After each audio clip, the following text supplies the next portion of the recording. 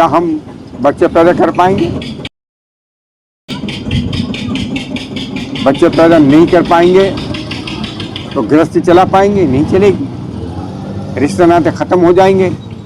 वो सारा यूरोप में कल्चर आ जाएगा और उस कल्चर से वो भी दुखी है यूरोप वाले भी, तो हमारे यहाँ खुशी कैसे आएगी? मेवात में अगर ऐसी घटनाएं घटती हैं तो ये मेवात के लिए और हम मेवातियों के लिए खास तौर से बेहद ही चिंता का विषय है। इस पर हमें सबको गौर फिक्र करना चाहिए, सभी जिम्मेवार लोगों को, और ऐसी हरकतों पर हमको लगाम लगानी चाहिए। मेरा नाम अयूब है, गांव खोरी साह चोखा है। अयूब जी, दो लड़कियों ने आपस में शादी की है, उसको लेकर इलाके में चर्चा का विषय बना हुआ है। आप एक के जिम्मेदार लोग हैं, बुद्धिजीवी हैं, समाज के एतबार से समाज किस नज़रिए से देखता है शादी? देखो, ये मामला किसी भी तरीके से इसको ना जायज़ ठहरा सकते हैं ना उचित ठहरा सकते हैं, ना तो धार्मिक एतबार से ना इंडियन समाज के एतबार से।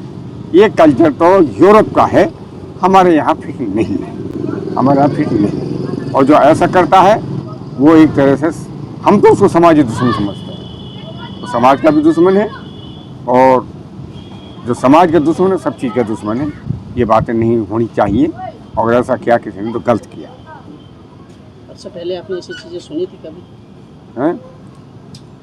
तो जहाँ भी ये हुआ है हम तो अचंभा कर रहे हैं कि हमारे इस इलाके में जहाँ अभी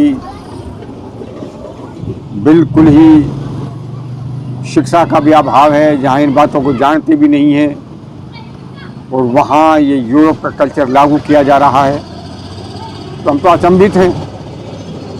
इसलिए मैं अपने इलाके के लोगों से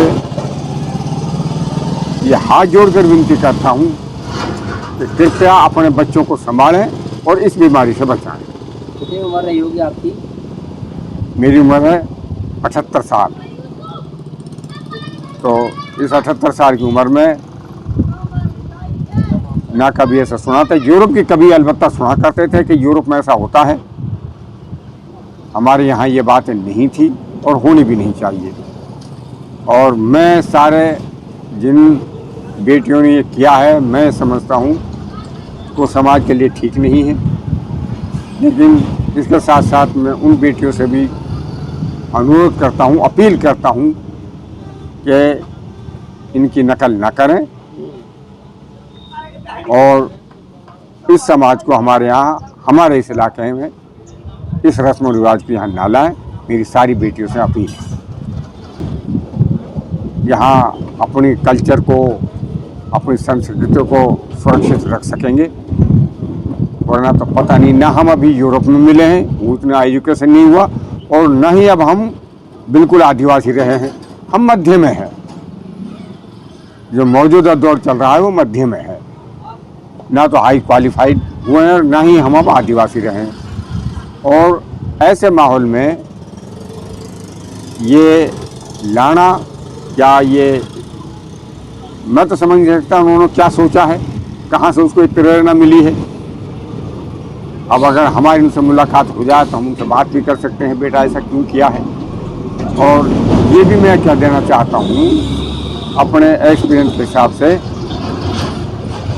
और होगा आज वो ये ऐसे कायदे कानूनों को लाएं, कुछ भी करें, लेकिन अंत में इनको भी पछतावा होगा।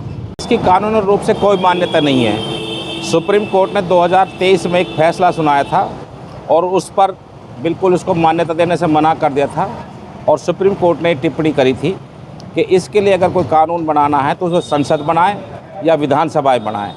तो सुप्रीम कोर्ट ने इसको अपनी तरफ से कोई मान्यता नहीं दी थी। क्या प्रोविजन है मैरिज एक्ट में? मैरिज एक्ट में जो 1954 का स्पेशल मैरिज एक्ट है, तो उसमें भी लिंग का सिस्टम रखा गया है, पुरुष का और स्त्री का, उन्हीं को मान्यता दी गई है। जहाँ पर समलिंगी का मामला आता है तो वहाँ पर उन जो स्पेशल मैरिज एक्ट 1954 है उसमें भी इस चीज़ का कोई प्रोविज़न नहीं है। अगर इसकी आड़ में कोई अपने करतूतों को कोई छिपाना चाहता है या कोई बताना चाहता है तो बिल्कुल गैर कानूनी है और गैर सामाजिक भी है। वो समाज तौर से भी मान्यता नहीं है, कानून तौर से भी मान्यता नहीं है। अगर इनकी कोई आड़ लेता है तो बिल्कुल गलत लेता है। कानून से ऐसा कोई प्रोविज़न नहीं है जहाँ समलैंगिकता को कानूनन मान्यता दी गई हो। सर आप अब से पहले से देखते आने ताने बाने को मेवात, तो अब से पहले से कैसी जाए, पहली बार आया और जब आपने सुना तो आपको कैसा लगा? ये बड़ा मुझे शौक़ लगा कि मेवात के अंदर ऐसा कभी कोई चलन नहीं रहा है। मेवात बड़ा सादगी का, इज्जत का और बड़े शऊर के साथ सिस्टम से रहने वाले लोग हैं यहाँ पर।